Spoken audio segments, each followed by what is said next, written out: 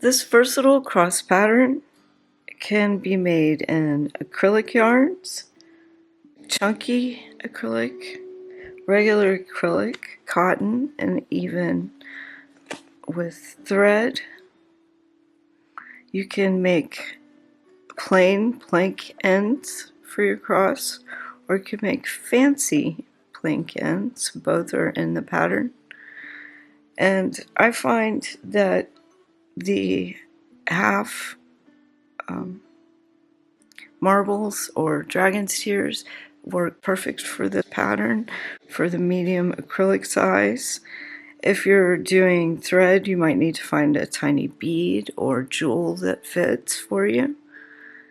And for the bigger ones at the hobby stores, you can also find these bigger marbles, half marbles.